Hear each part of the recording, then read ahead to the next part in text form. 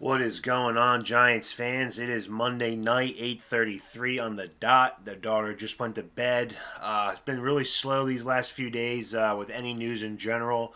I expect to give you guys an update soon on the players that could be cut or actually asked to take a pay cut. James Bradbury could actually be traded. The new league year does start in 9 days or so, so expect movement on that front happening within the next few days. Also, Blake Martinez and Sterling Shepard have been made aware that they either need to take this pay cut that GM Joe Shane is offering to them, or they will likely be released and no longer a part of the New York Football Giants. But I will update you guys more when that info comes around. Hopefully soon, because new league year starts in 9 days or so. Expect things to get jumping on the ball and rolling ASAP.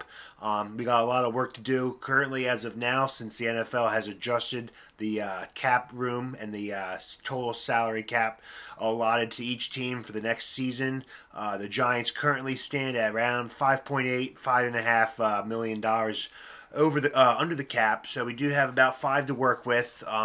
With I expect a lot more cuts coming, but really just want to hop on here and just make this quick video about non-Giants related. Thank God it's not one of our guys. Calvin Ridley, if you guys do not know who that is, he is the, or at least was the former receiver for the Atlanta Falcons out of the University of Alabama. Roll Tide.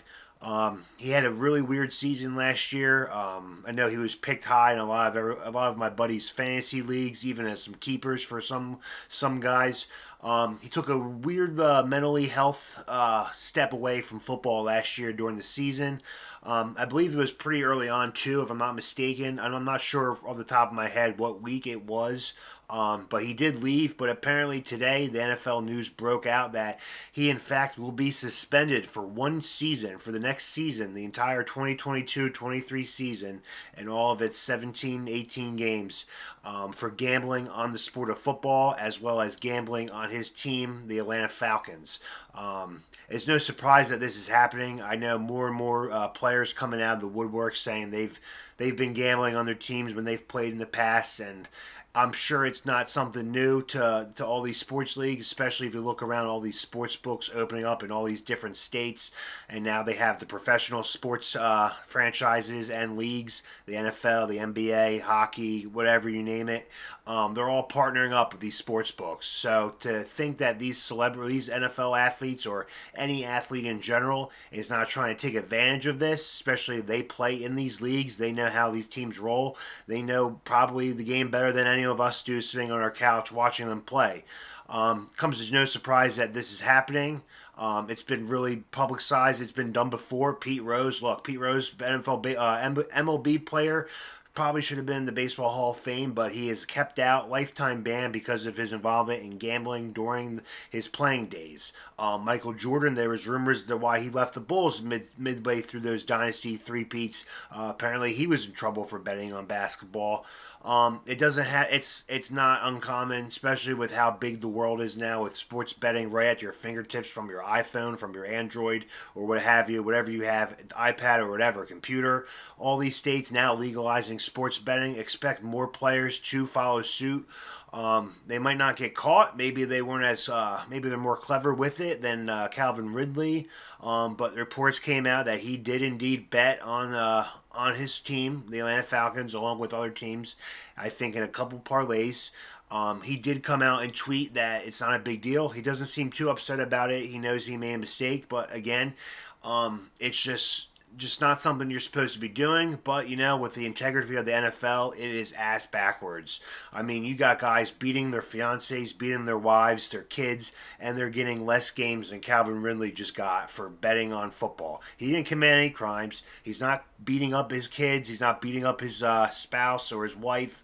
I think it's bogus how the NFL handles certain penalties. I mean, look, Josh Gordon got suspended for like 6 seasons because he was smoking a little bit of reefer. That's outrageous. For the fact that this guy gets a whole season suspension just for gambling, But then you got Ray Rice beating his wife on camera, 2 games or whatever. Yes, he's out of the league now. Greg Hardy beat his girlfriend. He originally got suspended for 10 games that year. Now it was down sentenced to 4. I mean, it's a joke. These NFL and these sports leagues need to come up with better punishments and fairer punishments that fit the crime. I'm all for it. You do the crime, you do the time. But, I mean, a whole season for gambling when I'm sure everyone else is doing it. I'm sure the owners are gambling on their team. I'm sure the head coaches, some of them in these leagues. I'm sure the bench players, they don't even play. So to single out Calvin Ridley, it's kind of stupid. But yeah, just want to hop on, just give my 2 thoughts about that situation. It looks like his career could be in jeopardy, and it's a shame because out of all the people that are in sports leagues that commit more heinous crimes and felonies, even they were able to play again. But this guy who was just trying to make some money, going through tough times mentally, yeah, it's just bogus. So hopefully Roger Goodell and the rest of the NFL can figure out how to fit fairer crimes to players and give better sentences and suspensions or what have you. I mean, if you're physically assaulting women, you should be kicked out of the league and never come back.